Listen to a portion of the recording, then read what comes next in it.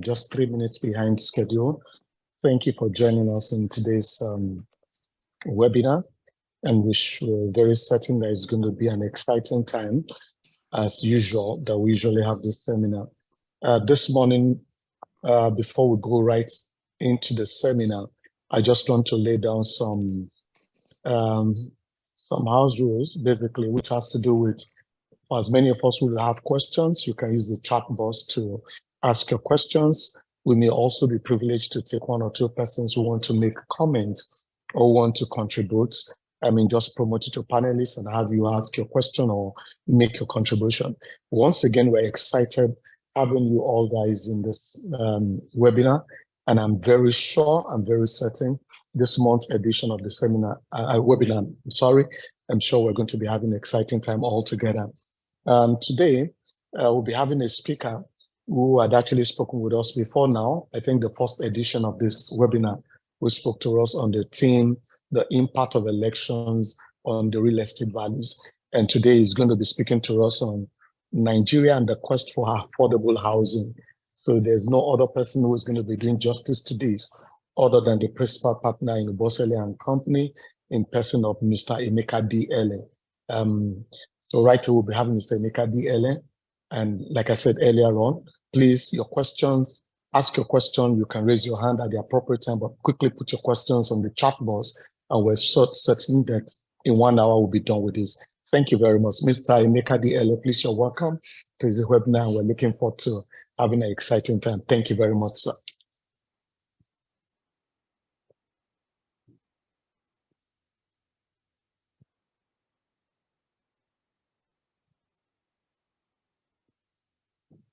Is Mr. Ele ready?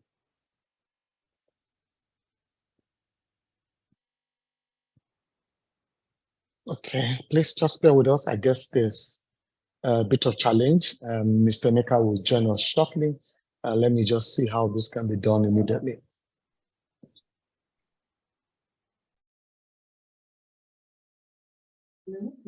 Are you sure it's not the microphone?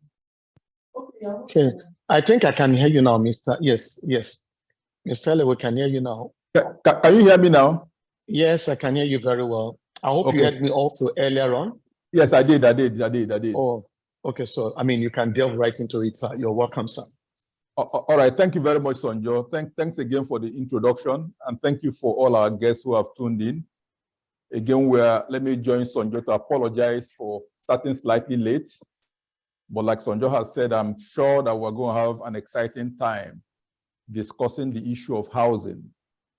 And I mean affordable housing and the efforts of the Nigerian government and all of us to have affordable housing in Nigeria. Housing, as we know, is next to only food, the man's hierarchy of needs. It's a very important aspect of a man's life. Owning a home or living in a comfortable home is so important that the United Nations considers it a human right. So for it to be a human right, it means that the United Nations as a whole considers it so important that it's considered a basic fundamental human right of every citizen to own a home, to have a comfortable, safe, and secure home to live in. I mean, I've tried to define what it is, and it's not just my definition, it's also done by United Nations. It's called a safe, secure, and habitable and affordable home. You know, and there are minimum standards set for it to achieve this standard. Minimum standards in terms of construction, in terms of size of rooms, sanitary provisions, amenities, etc., for it to conform to a safe, secure, and habitable accommodation. You know, when you separate this definition of a safe, secure, and habitable accommodation from a slum or squatter settlement, you'll understand what a house should be. The challenge we have is that a lot of homes and houses do not conform to what the United Nations has said in terms of being safe, secure, habitable, and affordable. So each time we'll talk about housing, and I'm sure we'll come to the issue of whether we have enough or whether there are enough houses, we must now relate it with the qualifications or the standards set by United Nations with regards to what a home should be in terms of being safe, secure, and habitable. You know, availability of affordable housing for cities is very important in every society. I mean, from all records, it helps to enhance socio-political stability and citizens' welfare. Any country where people have affordable homes is deemed more stable, more secure for so many reasons, because having a safe roof over your head is a very important aspect of citizens' welfare. And therefore, it's important that people feel it's clear that people feel more at home when they have an affordable home or a home they can call theirs. And as you get to see in this webinar, what we mean by affordable home, it goes two ways, either the ones you buy and own, or even the one you lease. The issue is it affordable at both levels? And we're going to discuss that today. So it's not just a matter of the one that you purchase and own. It's where there are affordable homes that you can lease and occupy. Indeed, as I'll tell you later, there are countries where there are actually more people renting houses or leasing houses, but the houses are comfortable and affordable. And therefore, those ones stay conform to standards set by United Nations as having adequate affordable homes for its citizens. Again, affordable housing also helps to increase the level of property tax available to the government. You know, property tax is a very stable form of taxation, one of the stable sources of income for governments across the world. And therefore, where you have affordable housing, where citizens of every country have enough homes to call theirs or to live in, it means that there are sufficient number of homes that government can tax to raise what they call property tax. And as you know, property tax is so important because not only does it give government revenue, it's a very stable source of government revenue. Stable in the sense that if you own a house in Lagos or Abuja or Kano, even if you leave those areas, whereas when you leave Kano, you stop paying personal income tax to Kano State. The property you own in Kano will remain in Kano. The one you own in Lagos will remain in Lagos. And therefore, by and large, Lagos or the state, wherever the home is, will continue to benefit from the tax due from the housing. Overall, the sector has immense positive multiplier effects on the economy of a nation in terms of employment generation, in terms of capital accumulation, in terms of economic development. You know, the importance of housing, I mean, if we recall, in the 2007 to 2010, when we had the global financial crisis, one of the major events that led to it was what they call the subprime mortgage crisis in the United States, where the housing sector collapsed and eventually led to the big financial issues that we had then. That underscores the importance of housing in any economy. And that is why governments across the world pay special attention to the issue of housing. Indeed, the story is that when the housing sector is doing well, the economy is doing well because of the immense multiplier effect the sector has on the economy. I mean, just look at the average construction site.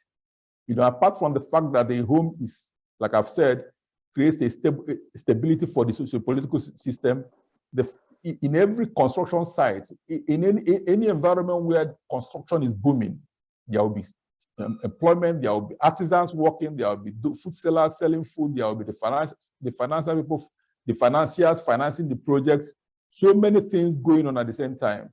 And therefore, like I've said, it has immense multiplier effects, very positive ones on any economy. Presently, the sector contributes only about 5.6% to our GDP, compared to some other countries like the UK and America. In the United States, about 16%. In America, it's about 16.7%. You know, if you relate this to the level of development in those economies, you will see that in those sectors, in those countries where housing contributes a lot to their GDP, the countries are developed for very obvious reasons. I mean, I've given data for only 2 countries, but I tell you it's same across the developed world. Any country where housing contributes certain amount that is adequate to its GDP ends up being a developed country, because by and large, to attain that level of development, the housing sector will have to be doing well. Again, the recent studies indicate that about 10% of Nigerians, only about 10% who want to purchase their home, has the capacity to do so. When I mean 10% of Nigerians, I mean 10% of Nigerians who are able to either buy land and build or purchase a house that is already built. Only about 10%, actually less than 10% of Nigerians have the capacity to do so, Compare this with data from the United States at 72%, UK 78%, China 60%, and of course Singapore 92%. The interesting thing about this data is that it virtually correlates with the level of home ownership in those countries. I mean, it's a matter of ability to purchase and the level of home ownership. It indicates, the data there indicates that if 72% of Americans have the ability to buy or live in an affordable home, it means that a whole lot of Americans are able to buy their own homes. I'm saying goes for Singapore, where the level is as high as 92%. And therefore, it's important that for us that have a data of 10% in Nigeria, it means that we are well below. And that is reflected in the fact that home ownership in Nigeria remains at a very abysmal low level. You know, based on the quantity and standard of our present housing stock, it is obvious that we have a huge deficit. I mean, estimates put the deficit at about 17 million to 22 million units. Of course, there have been arguments as to what constitutes deficit. I mean, we've heard government functionaries say that deficits do not exist. It's not a view I share, because if you look at this country, you cannot consider, as I said earlier on, you cannot consider slums and squatter settlements as considered adequate homes or adequate affordable homes for people to live in. A home has to be so defined, as done by United Nations Habitat Group, as a secure and safe place. And slum settlements or squatter settlements do not conform to that. And so when it is said that some government functionaries have actually said that because there are vacant homes in GRAs or Victoria lands or Maitama, that when those homes are taken into consideration, there may be enough homes for everybody in the country. That cannot be correct. Or that the few homes in our villages that were locked up will make up the deficit. Is again not correct. The few homes in VI or Ikoyi or Maitama or Sokoro, you know, cannot make up the huge deficit in this country. In fact, I always liken the housing deficit to the level of deficit we have in every sector of the economy, whether in the health sector, in the education sector.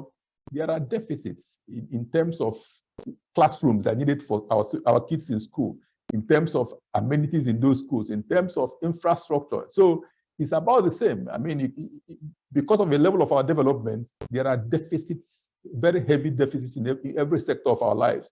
I will even say that even for the government itself, there's a heavy trust deficit that they are dealing with, which is another issue altogether. And therefore, I agree, even though the data is not very clear, but I mean, the fact that we lack affordable housing in Nigeria is staring everybody in the face. If you go to Oshodi or Isolo, all the slum areas in Lagos, all those areas where the low income live, you can see that they don't live in homes that can be defined as safe and secure according to United Nations Habitat. And therefore, I agree completely that we have a huge deficit.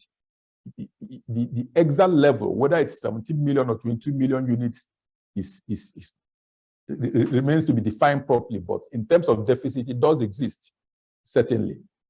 I mean, the need for affordable housing, of course, is more profound in the urban areas.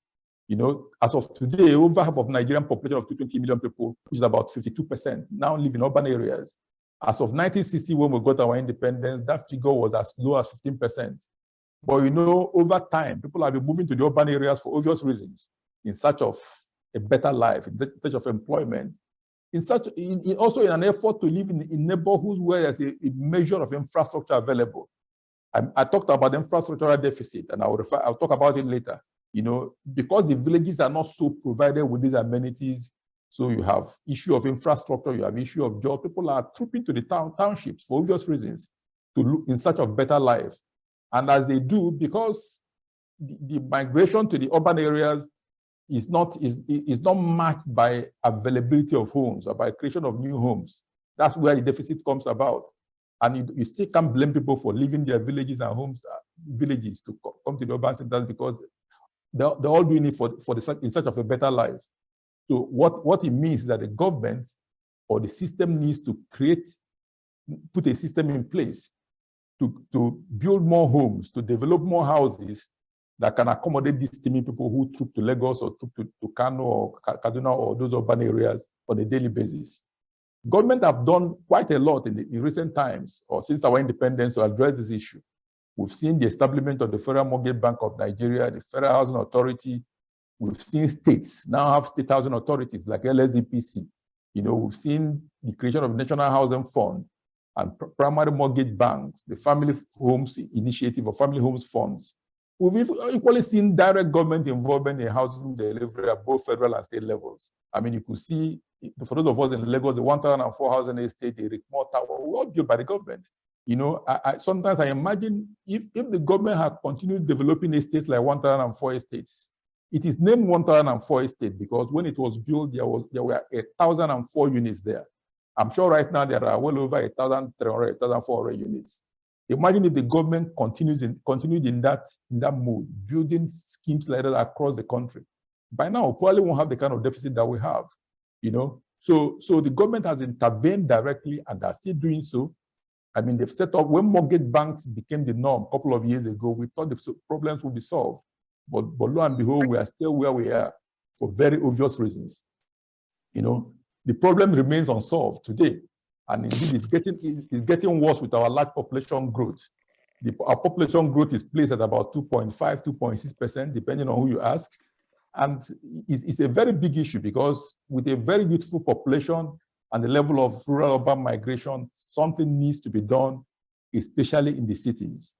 Like I said earlier on, the problem relates to both rentals and sales units. If there are enough homes for people to lease and occupy, I'm sure we won't have a problem. If there are enough units for people to buy at affordable rates, then there will be no problem.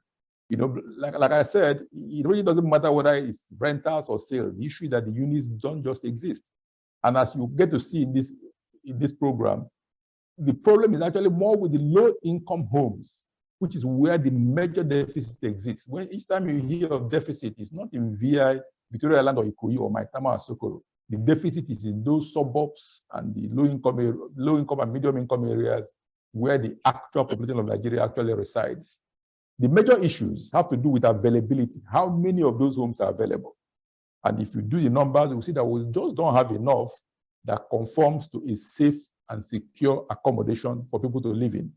Again, does it meet the ones that are available, does it meet the required standards? A whole lot of them do not, in terms of construction, in terms of size, in terms of facilities. You see that the bulk of the houses available, again, especially in those low-income areas and medium-income areas, do not conform to the minimum standards. Is it affordable? Which is the next question. Again, it's not affordable.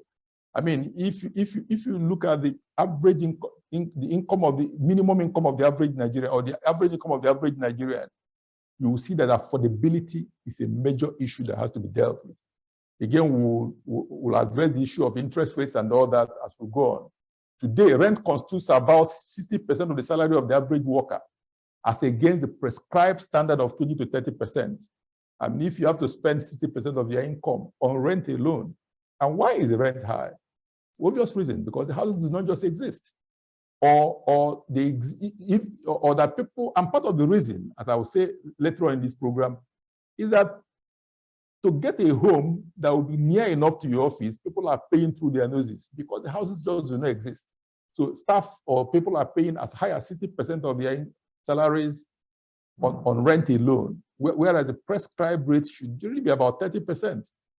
Sales transactions are still mainly driven by cash payments. What I mean by cash payment is that if the house is 10, 15, 20, 30 million or 100 million, the owner expects that you will drop that amount of money on the table to buy the home.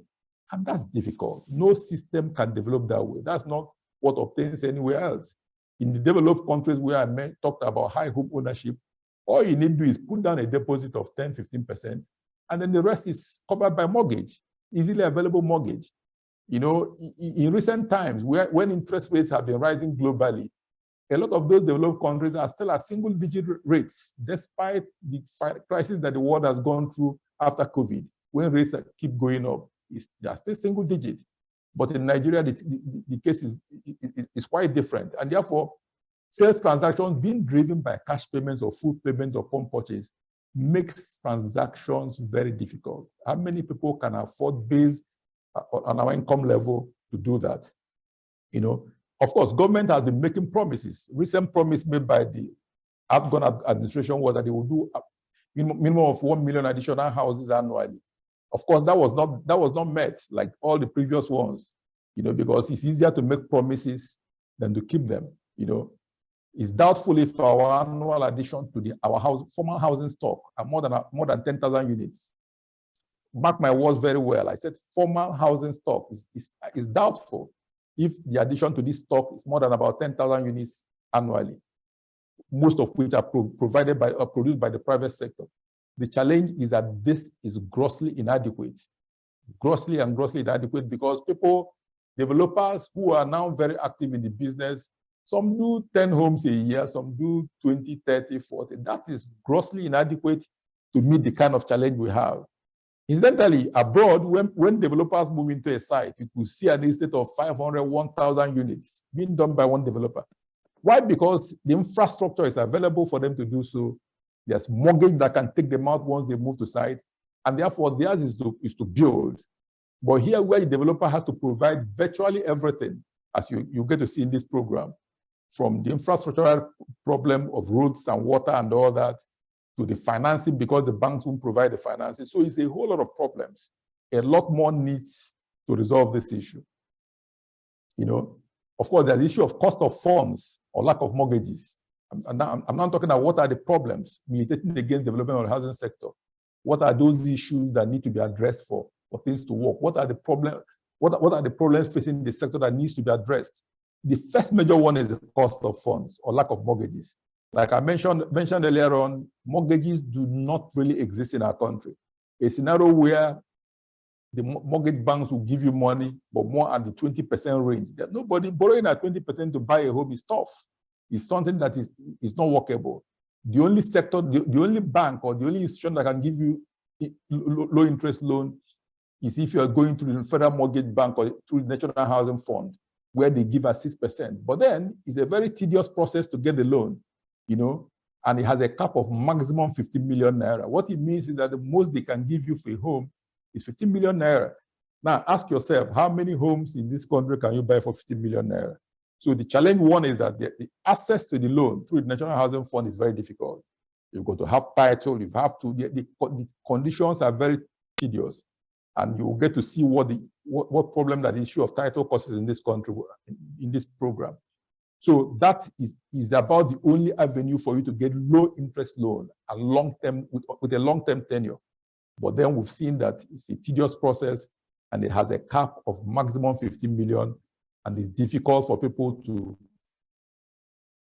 meet up the conditions.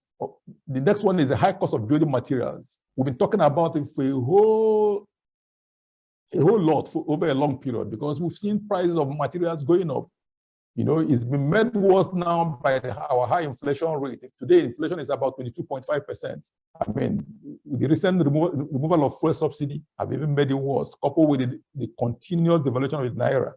We've seen the naira go from 100 naira to $1 in 2005, 2004 to today is nearly about 820 naira. And therefore, imported materials have become very expensive. And you know that we have an overdependence on imported materials and technology in the housing sector. Why? Because we have not developed our own sector. We have not developed our building materials sector to create and produce those materials that we require here. That is a major challenge, because because the materials are imported, the importation component, the cost component of importation, the logistics and cost involved makes the price of these materials higher.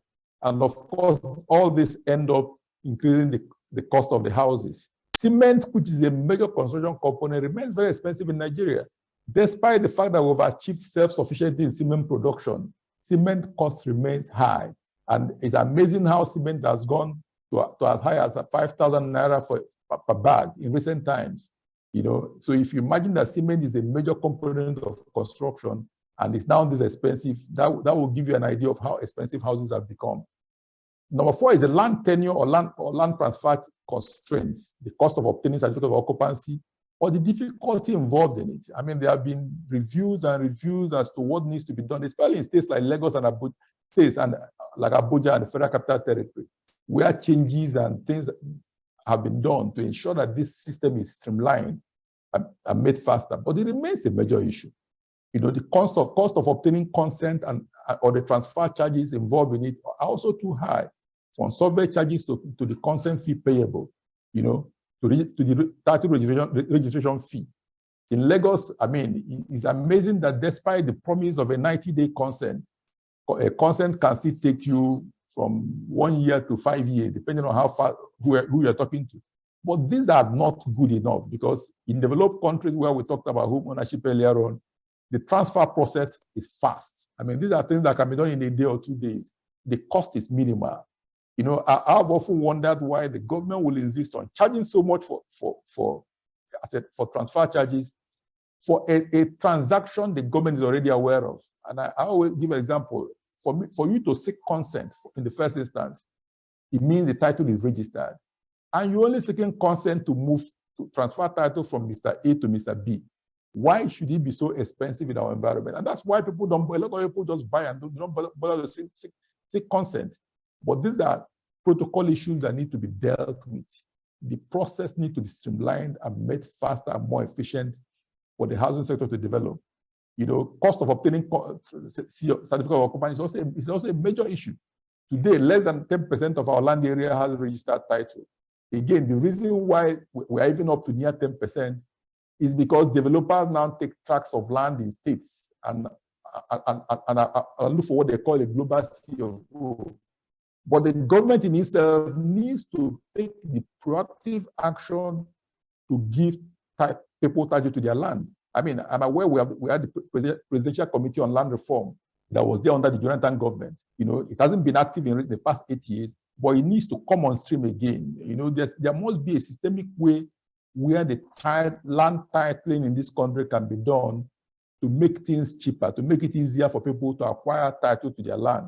The Land Use Act of Decree of 1978 now Act, which was meant to help all this, has in the end become an impediment. Its provisions with regards to the fact that you need to have a C of O, which is good in itself, and more importantly, its consent provisions has made the decree, has made the act more of an impediment to housing creation. And all calls for its reviews have met with deaf ears, more because it was made a part of the Constitution. And therefore, if you look at the process of changing the Constitution, that's the process we must use to amend the Land Use Act.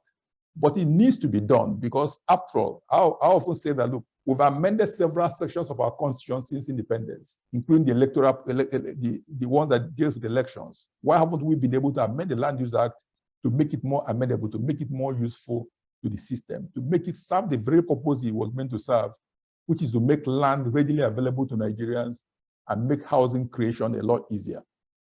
The next one is our huge infrastructure deficit across the country.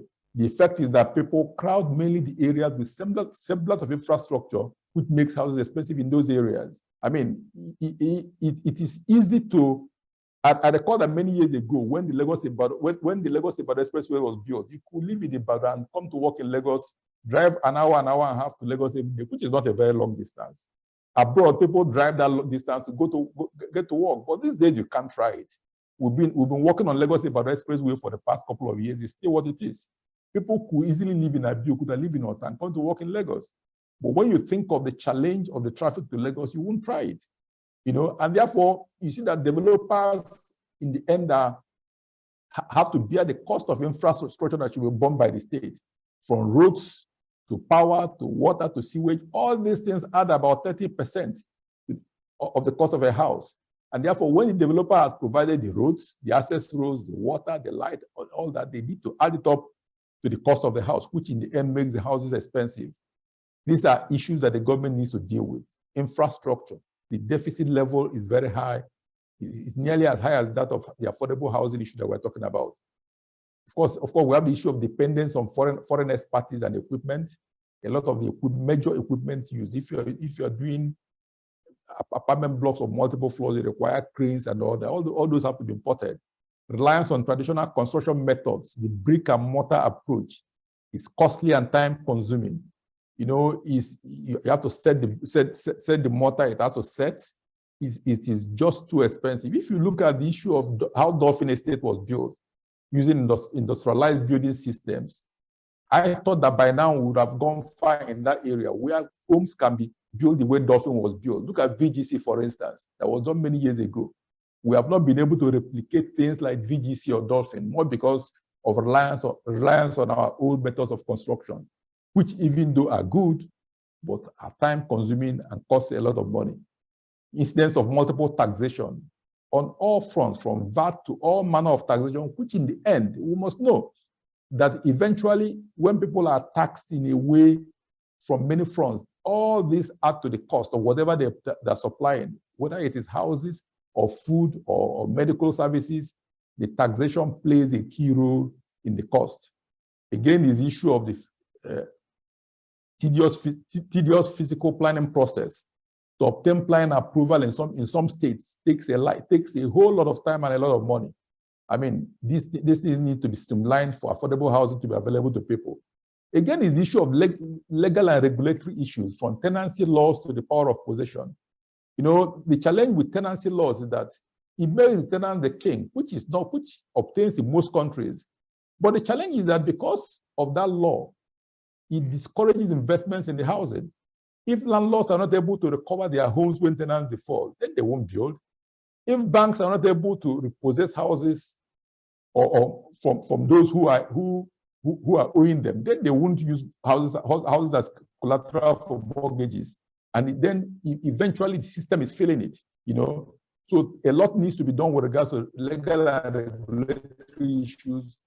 Then a tenant, no matter how compassionate we are, that is unable to pay the rent, there must be a system that can take it out for a landlord to take over their house. In countries like UK, for instance, they have council flats, they have houses built by the government that can accommodate those low-income people. I mean, the issue of social housing is one that the government must pay attention to accommodate those who are unable. You know, but those who come into the market to get houses must be able to. Those who come into the house to take houses must be able to pay the going rate, and that going rate is what the landlord wants. You know, so again, is the issue of legal and regulatory issues. But finally, I want to address the issue of the low income level or the high poverty rate of the average Nigerian. You know, more often than not, we neglect the fact that the poverty rate in this country is enormous, it's too huge. The last data of the Nigerian Bureau of Statistics said that 133 million people are in multidimensional poverty. So that even with the most liberal policies, how many people can afford a mortgage? At our salary level, how much do the average public servant earn? How much do the private sector people earn? So whatever changes you make in the mortgage sector, if we don't reduce the poverty rate to increase the available income to the average Nigerian, it is very difficult for mortgages to work, because in the end, you need a deposit to get a mortgage. And if our income level is as low as it is now, then it's a major problem. You know, the issue now is what needs to be done. What should be done to address these issues? What should be done to ensure that this our quest for affordable housing, which has lasted for so long, is addressed? I would say that one of the major things that need to be done is an urgent need to deepen the mortgage penetration. I mean, this housing sector cannot develop without mortgages. The idea of the fact that people have to deposit cash or pay in full for a house cannot develop the sector. And therefore, there's a need for mortgages to work for the sector to develop. I mean, and for it to work, it means that the rates must be fair enough and the tenure must be long enough. I mean, I've talked about single-digit interest rates in developed countries. Even in this time when interest rates are rising across the world, some of those countries are still doing single-digit interest rates, unlike ours, where it's on only 20% range. A lot has been said about what can be done to bring down interest rates. I mean, there have been talk about using the unclaimed dividends, which runs into billions of naira, or the balancing in dormant accounts. But I will say that however it is done, it could be, the government could use intervention funds to intervene. I mean, we've seen intervention funds in agriculture, in aviation sector, in Nollywood, in many other sectors. And I think housing is such, because of the pivotal role they can play in the economy, it is such that there's a need for government to intervene directly to bring down the cost of mortgages for the average Nigerian. It will help because, like I've said, if the sector is doing well, if more construction projects are going on, then the economy definitely will benefit from it in terms of employment generation, in terms of other benefits that the sector can provide. But the government needs to do its part for the demand to increase for housing across the board. There's also the issue of production of local building materials.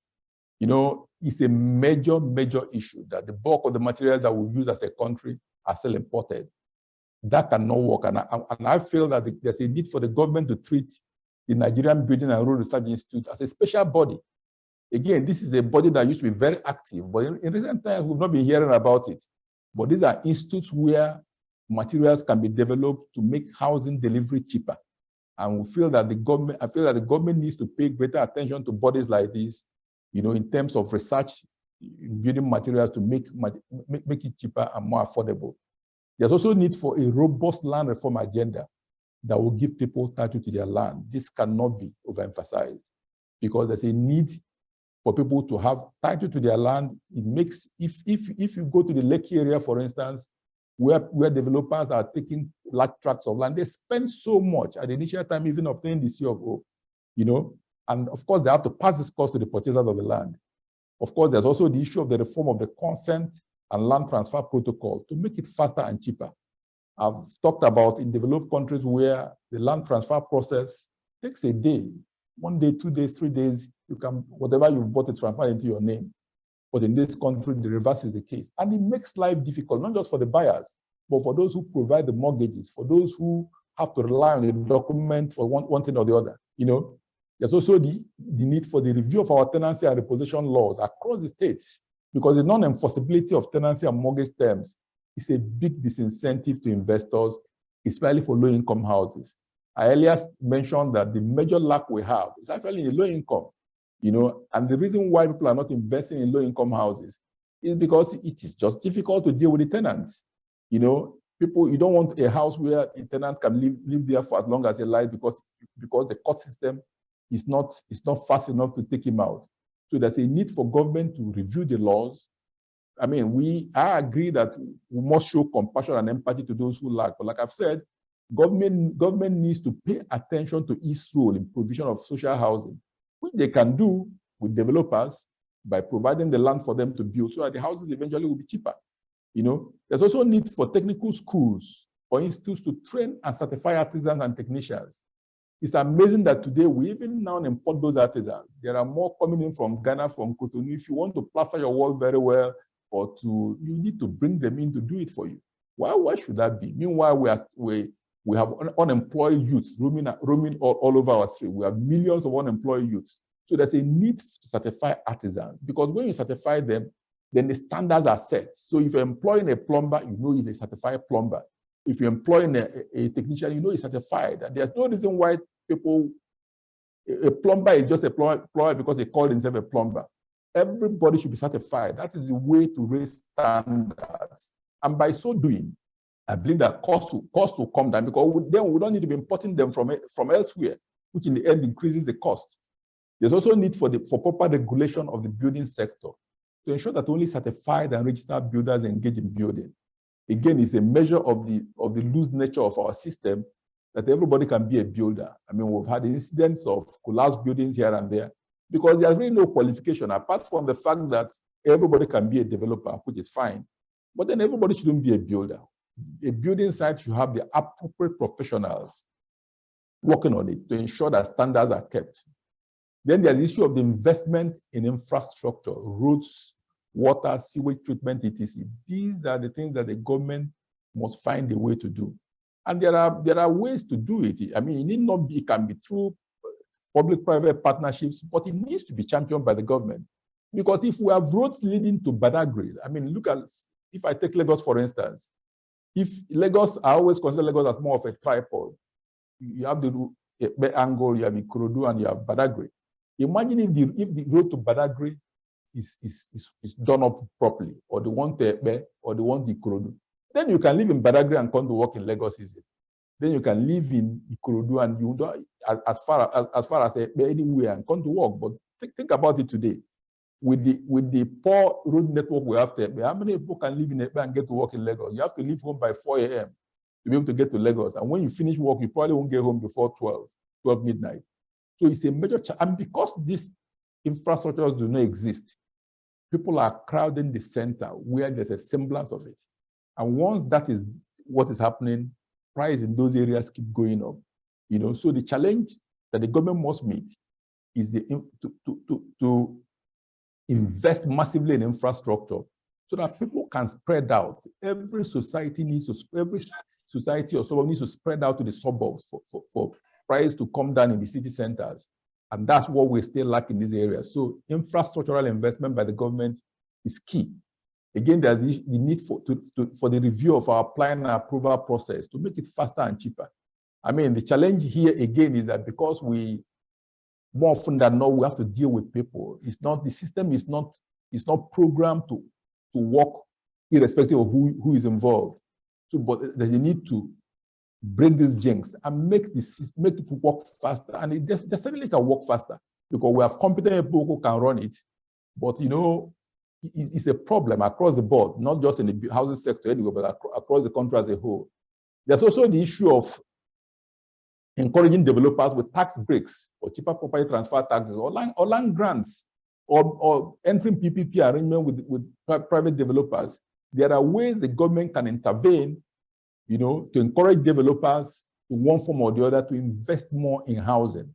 It is the role of government. That's why governments exist anyway, to create an enabling environment for those who can do it to do it. Enabling environment in terms of lower tax, not even if it's not lower taxes, but harmonize the taxes. The idea of different tax bodies taxing you along the road. We must know that if 10 different bodies come and tax you, in the end, you have to add the cost of whatever you're producing. And that's what's happening in this country. From police harassment along the road to customs, there are just too many issues that entrepreneurs deal with in this country from every sector.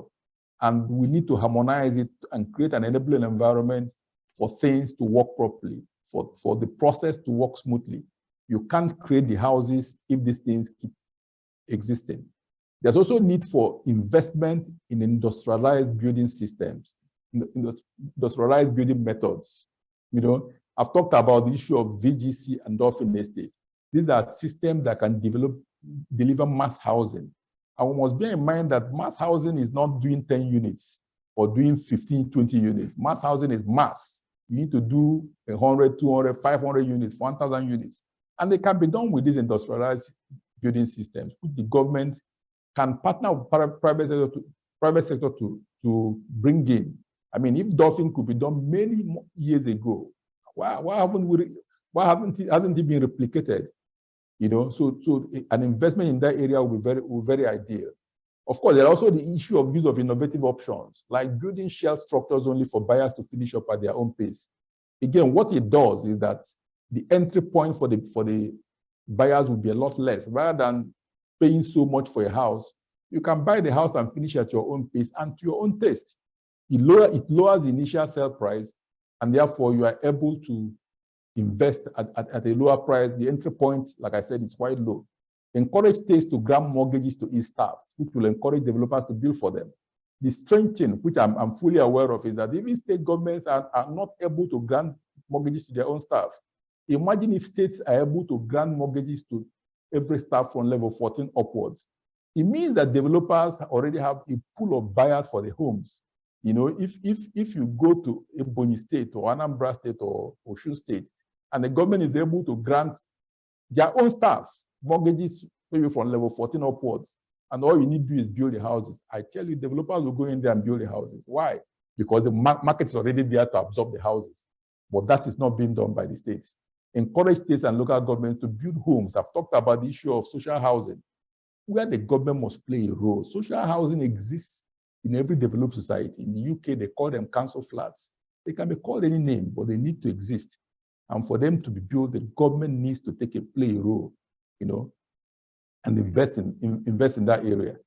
Finally, there's a need to grow the economy, to lower the poverty rate and increase the income level. There's no way this economy, with 133 million people in multidimensional poverty, can grow. Because like I've said, no matter how lenient you are with the mortgage rates, no matter how low it is, how many people can qualify based on income level of the average Nigerian, So there's a need for a robust economic growth. Today we are doing 2.5, 3%. We're hoping for 3%, but we need to go to the 6, 7%, 10% GDP growth rate for the economy to be seen to be growing, and that's what needs to be done. You know, again, there are now, as I conclude, there's an urgent need to address the housing issues. It's not far-fetched. There are key enablers that can be dealt with. I've mentioned the issue of finance and mortgages, mentioned the issue of infrastructural development, materials and labor, title and efficient transaction to transfer process. These are the key enablers on which the housing sector will stand. And these issues need to be addressed, because if you address them, if you solve the mortgage problem and infrastructural problem and the issue of materials and title, then the system can work. The private sector is able and available to deliver the housing. If the government can provide the enabling environment by dealing with these issues, by dealing with these enablers, you know, a solution to this will, apart from providing the affordable housing, which we're talking about here, but will also create employment, massive employment, which will take our youths off the streets, generate immediate multiplier effects in the economy because of the number of sectors that are involved in it, enhance capital accumulation and savings, and create a saving culture, capital accumulation and savings culture, and of course, enhance socio-political stability and citizen well-being.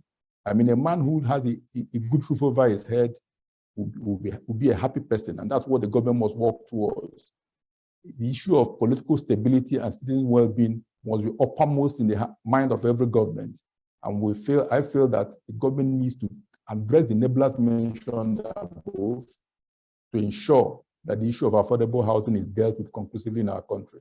Thank you very much for joining us. Thank you so very much, Mr. Mikaeli. I mean, that's very, very, very, how do I put that? Sitting down, listening to you and reeling out the statistics and talking about all this problem, the challenges and what has to be done, I can't but just think and just ask myself so many questions. Like, how did we find ourselves here? And of course, we can always trace back where we find ourselves here and what has to be done. And even much more interesting is the fact that these things are not rocket science, you know.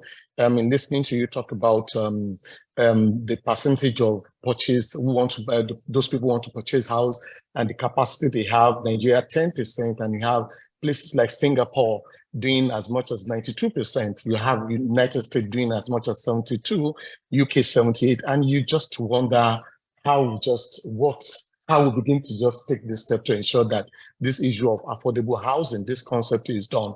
I remember one of the things I've heard people, and I think I can see one hand raised up earlier on. I mean, we're going to call you to make your comment shortly. Please, any other person who have comments, please raise your hands, and probably you can also test in if you want to test, ask your question. But I must be sincere with you.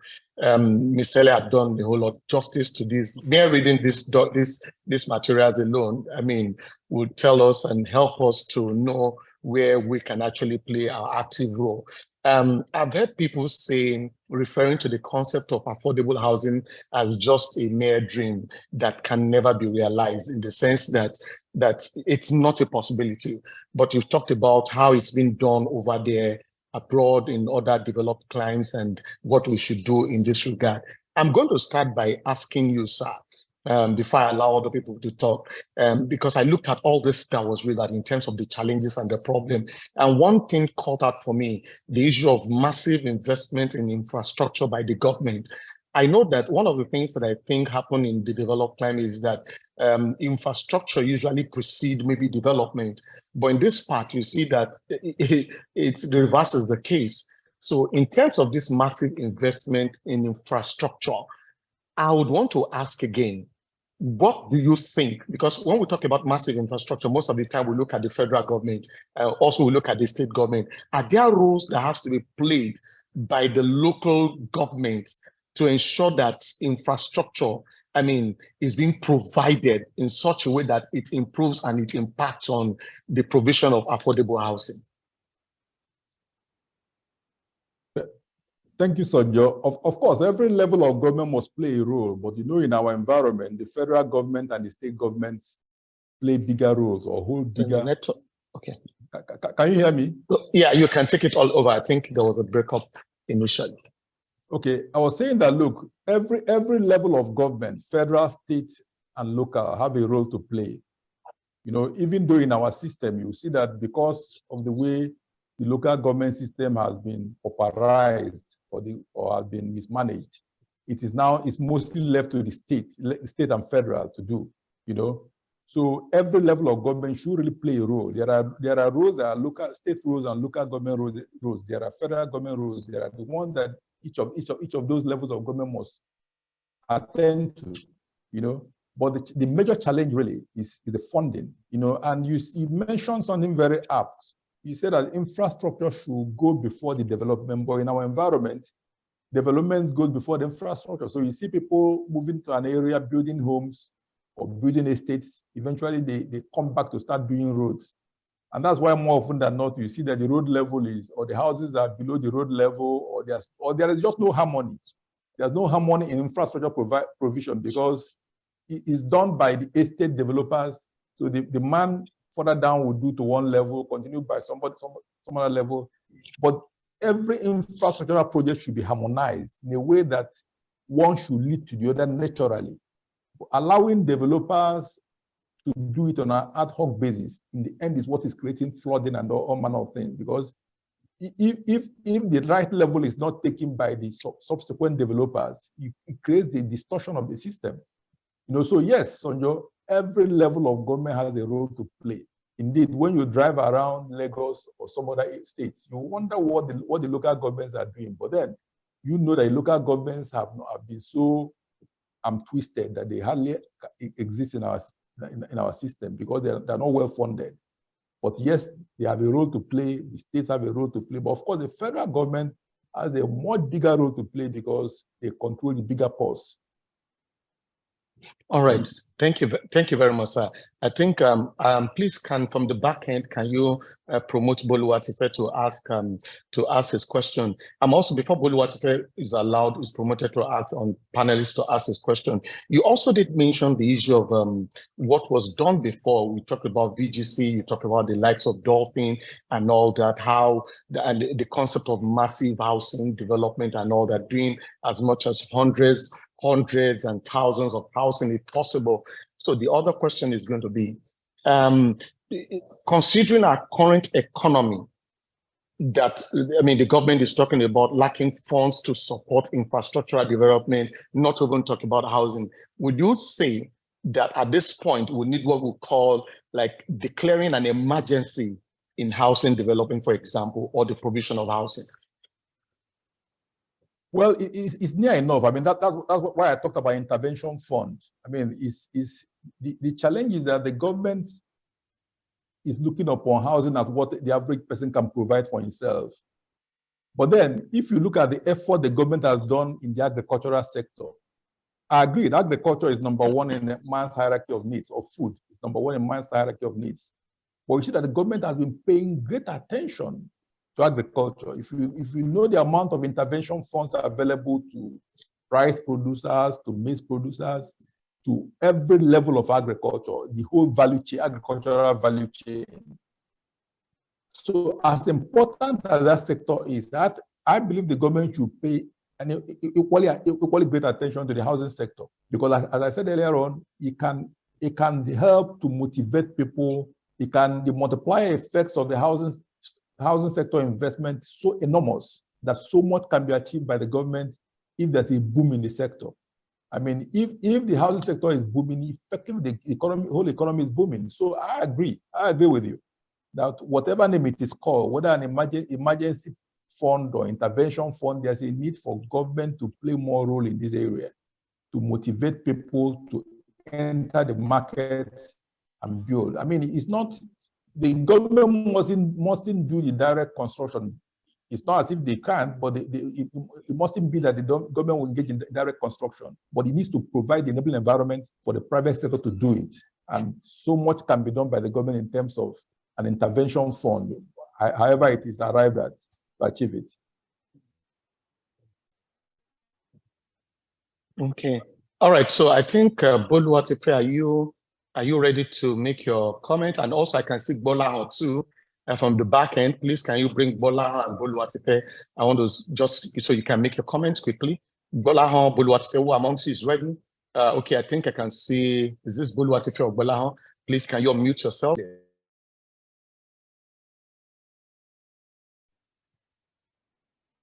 Thank you very much.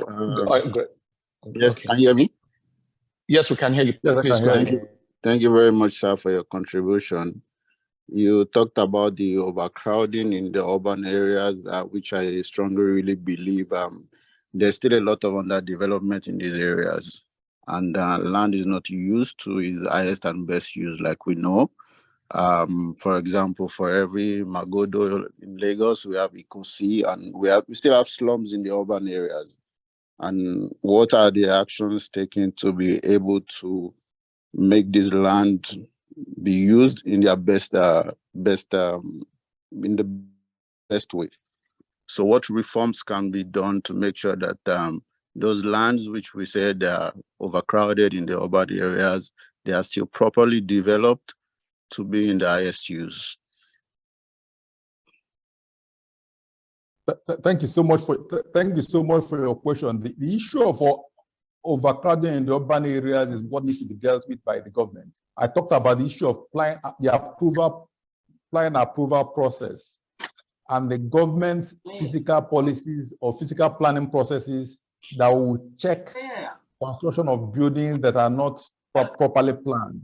The challenge is that a lot of those buildings that you see, a lot of them do not have approval, and people can only build up to what they're able to do. I mean, so look at Ikoyi, for instance. There are areas where the government has said you shouldn't do less than 15 floors or 10 floors. But, unfortunately, the government pays more attention naturally to the very urbanized areas like Ikoyi, VI, and the like, because that's where they believe that the big developers come to. But the suburbs like Magodo, Ikosi, like you mentioned, they need to also pay attention there. The idea is to ensure that people follow standards in their construction. So if the idea is that you do two floors, then everybody must do 2 floors. If it's 3 floors, everybody must do 3 floors. The challenge is that because the standards are not clear and the supervision is not very efficient, people just do whatever they like to do. And so it's a matter of government following through with their regulations, which exist. I'm sure under the physical planning rules, these regulations exist, but the issue is that they don't have the staff or the ability to monitor them, to ensure that people build according to the prescription for each area. Every part of Lagos, for instance, is zoned for a certain level of development.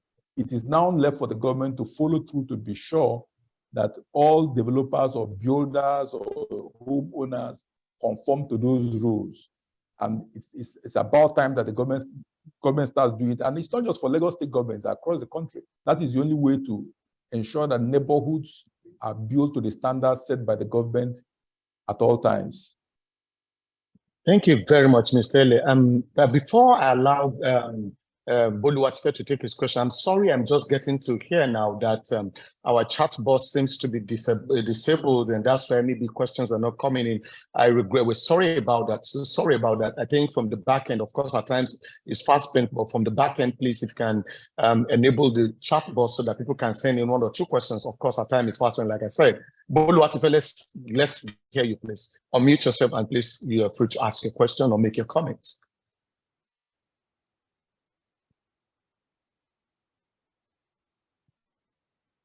Boluwatife, are you there? Okay. All right. Boluwatife, please, can you unmute yourself and make your comments? All right, so I think we have to go ahead. So like I said, please, let's see if we can enable the chat box so that 1 or 2 persons can still ask questions. So Mr. Ele, let me ask, I think 1 or 2 more questions from my end so that I will bring this to a close. You also talked about, we need to also look at the regulatory aspect. I mean, in terms of, you made the very instructive comment when you talked about over the years we've been able to reform our electoral law. Why is it that we have not been able to do that? That has to do with the Land Use Act and all that. I mean, and this is a major challenge. So the question is going to be, how do we, I'm looking at this as more probably, is it going to be of more of awareness, Or could it be that we are just not willing to go this route for certain reasons? How would you think that as not just as an organization, but as players in the industry, do we raise this awareness to ensure that this issue with reforms with regards to our Land Use Act is being done? Well, since 1978, when the Land Use Decree came into being, it's been an issue. If you recall, it was the outcome of a minority report. It wasn't the majority report, as you may know. And since then, there have been a clamor for a review of certain sections of the Act, now, yes.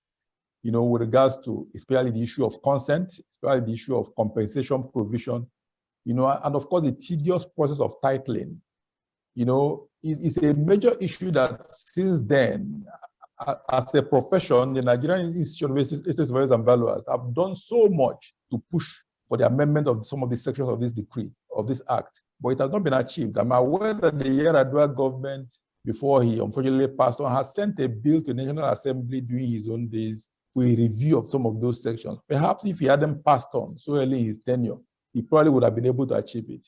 But the challenge is that a lot of people do not consider it that important.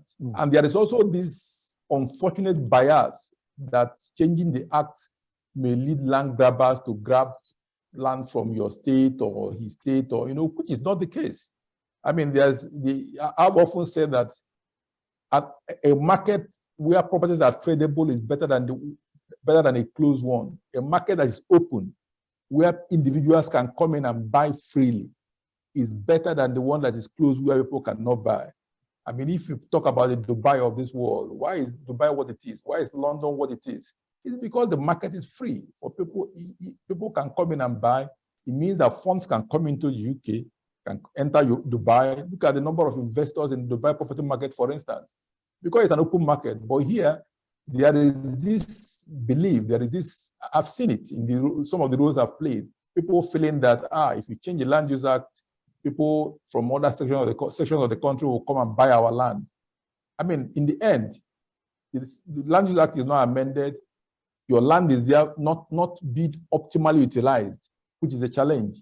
So I agree with you that there's a need for a review. There's a need for us to continue pushing for the review of the Land Use Act. It's an advocacy issue which must continue. I mean, it's tiring that it appears the government is not listening, but it's a very slow process. But we must not get tired of advocating for a review of those sections. And I'm sure over time, the right thing will be done for the sake of the country. Thank you so very much, sir. And maybe one other comment that I wanted to make. And once again, I want to apologize for as many who are unable to ask their question as a result of the chat box. We're very sorry about that.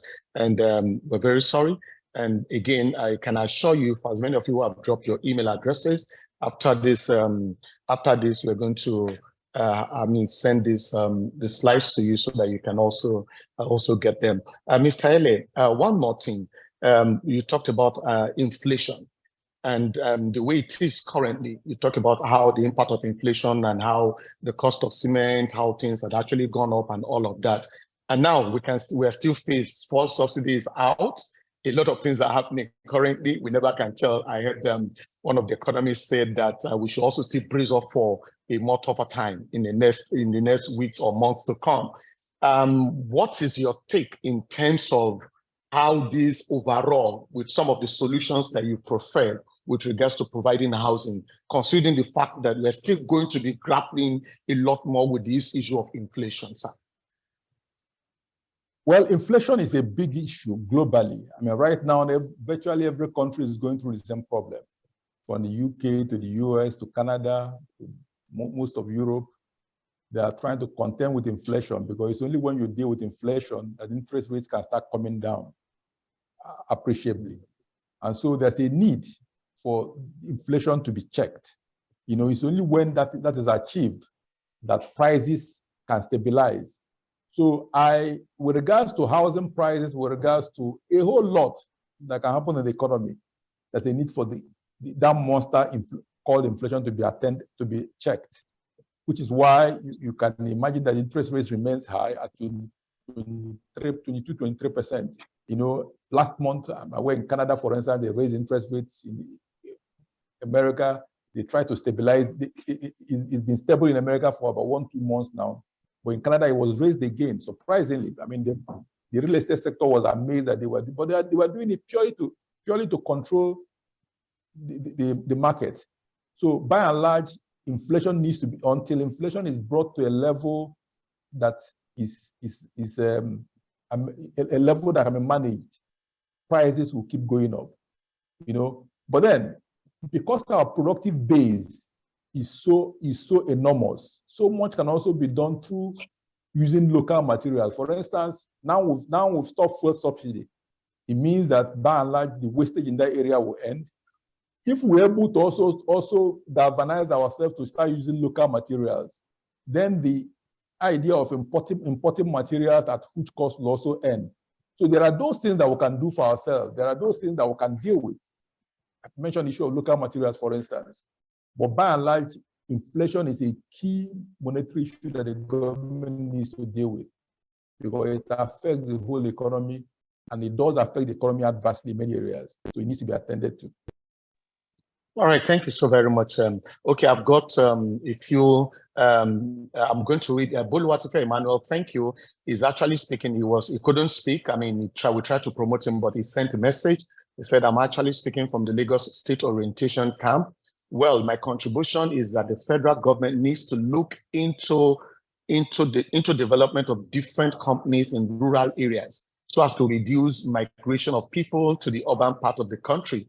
With these congested urban areas would be a calm." My question is that what is the relevance of ESWABON and RICS in mitigating the issue of this unaffordable housing? Misele, did you get that? I did. Go ahead. Okay, so he's saying that he's trying to say he thinks that the government should do more of, let me read again. He said he thinks that the government should look into development of different companies in the rural areas. You know, you talked about people migrating from the rural areas to the urban area. He's saying that he thinks that if the government is able to localize industries in the rural areas, maybe it will also mitigate the migration of people from rural area to the urban area. Then he's now asking the question that what is the relevance of ESWABON and RICS in mitigating the issue of this affordable, unaffordable housing? Of course, we have the vice chairman of ESWABON here too. So, you know, but let's hear your opinion on this. Thank you very much for the question. I mean, the issue of rural-urban migration is a major issue in the country. You know, the fact that people are leaving the villages and towns to come to the city is creating enormous pressure on the available facilities in the cities. You know, but like I said earlier on, you can't blame them because they're looking for a better life. And like he rightly mentioned, the reason why they're doing so is because of the poor infrastructure and amenities in the villages. I mean, if people have the right amenities in the villages and they have factories and industries where they could work, I'm sure they won't be in a hurry to leave and start coming to Lagos or going to Kano, Kaduna. But the challenge is that the villages are bereft of these amenities, you know, roads, factories, just a means of livelihood where people can feel at home and live in their villages just do not exist. And so they keep running to the townships for better life. So the issue of infrastructure, which I mentioned earlier, has to be addressed. The issue of overall robust economic growth that will touch every part of the country needs to be addressed. You know, you mentioned ESWABON and RICS. I mean, the most they can do is advocacy, which I also talked about. I mean, the advocacy for a better life for the average Nigerian in terms of what the government needs to do to help these issues must continue. I mean, one of those key advocacy is the issue, advocacy for land reform, the advocacy for infrastructural development, the advocacy for social housing, and the advocacy for what they call inclusive growth. The fact that the growth must be inclusive for everybody to feel it. I mean, there's a saying that the rising tide raises all the boats. That's the way we must grow. Everybody must feel it. It's not just those in the township that should feel the growth. The growth must be so inclusive that everybody across the country should feel it. And one way to achieve that is by ensuring that the villages feel as being part of the system, as being part of the area that the government cares for. It's only by so doing that you can retain people there. Right now, everybody is coming to the cities for very obvious reasons. Thank you very much, sir. So let me just read these two more. I think we've got about 2 comments here, and I should read. Alex Jacobi said, good presentation. Well done, sir. I still believe that the take home of an average Nigeria can't afford to settle for affordable housing, both in terms of rent and purchase.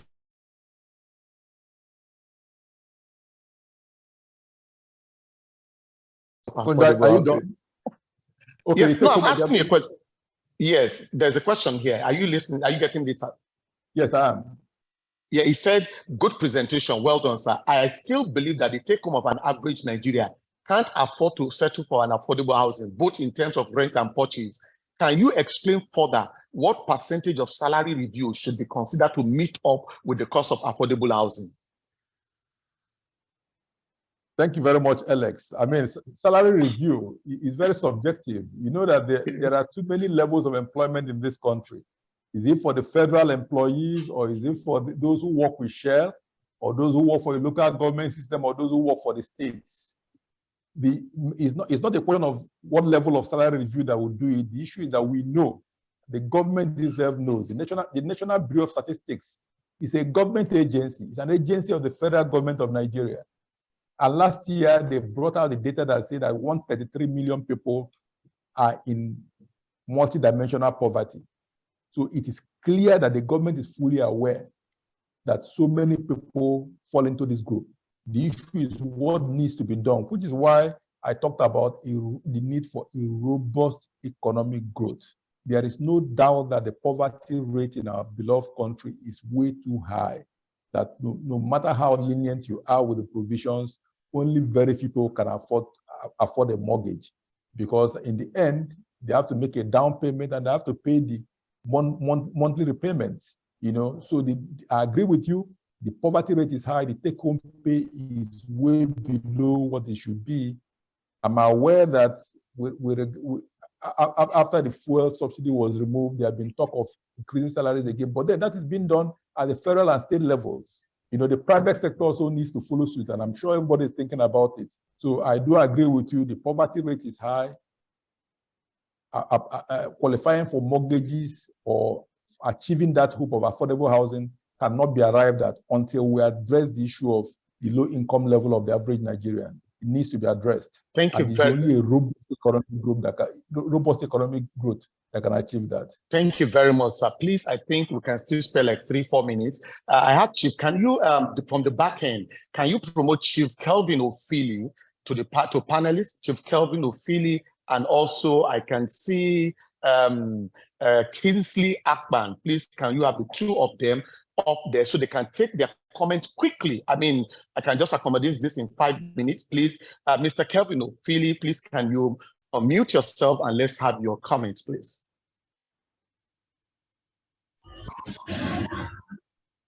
Yes, good afternoon, sir. Thank you very much for a very insightful topic.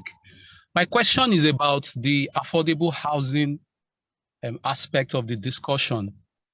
In the past, it's on record that some state governments have made tremendous impact when it comes to affordable housing. For example, we used to have the lag homes, and I'm sure a couple of them still are in operation.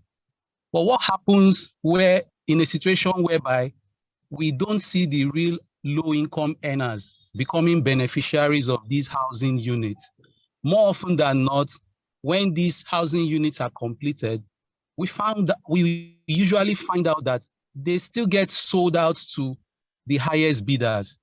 Please, sir, what can the government and other key players in the housing industry do to ensure that these housing units actually get to the low-income earners? That is my question, sir. Thank you. Okay, thank you, sir. Before you take that question, sir, let's have Chief Kelvin Ofili make his comment too, so that we just wrap up at the same time. Please, Chief Kelvin, can you unmute yourself and please make your comments and probably question, please, sir.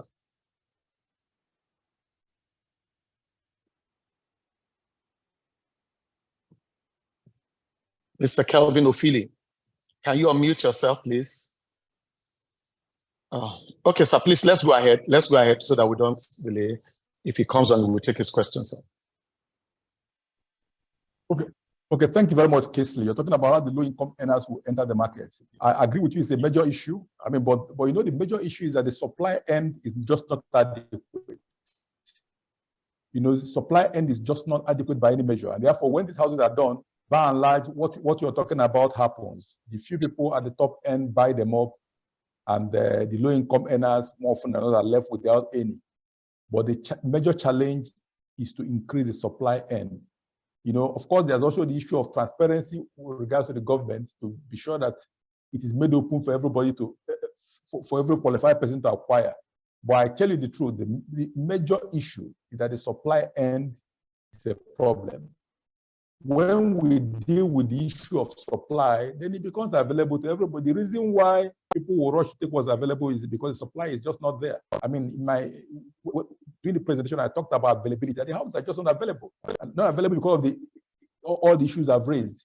If 1,000 units are produced in Surulere, in the Lumeju, in everywhere, then people can choose what they want. But the challenge is that whatever you build anywhere, people buy it because they're just not available. Enough units are just not available to address to reach everybody. You know, so it's a problem. And I often say that, look, it's important that we know that entering the market can be achieved through many ways. You know, the idea, especially for a low-income earner, is don't wait until you have to buy the home. Even just buying the land is adequate. You know, the challenge is that sometimes we think that getting into the real estate, buying real estate is just buying a home. It need not be. Like I said earlier on, affordable home is not necessarily, when we talk about affordable home, it can be the ones you purchase or the ones you lease. So long as you have a home, a good roof over your head for which you pay an affordable rate, whether in terms of rentals or purchase price, that is an affordable home. You know, and I dare say that the easiest way, the easiest entry point for anybody to enter the market is through land purchase. If you buy the land, put it this way, you could buy the land and take your time to build. So, and luckily now, you see that developers have made it a lot easier. In the Lekki axis, for instance, in Mowa axis, all across Lagos State, and I dare say across the country, they are buying up hectares of land, doing the major roads, and enabling people to make part payments to own the land. What it means is that you could buy the land. Before, you need to pay a cash to buy the land, but now it's even easier that you could make part payments, and over a 1-2 year period, you could own the land. And then you can take your time to build. So it is still an easier entry point for the low income. Of course, where low-income houses are being built and you're able to get one, that is fine. That's a better approach. But if that is not available or that is too expensive, a lower entry point remains to buy the land, to enter the market through buying land, wherever it is. And I keep saying that in terms of returns, in terms of investment that you can't get it wrong with is land. Wherever the land exists, so long as it is secure and you buy it, over time, the price can only go up more often than not.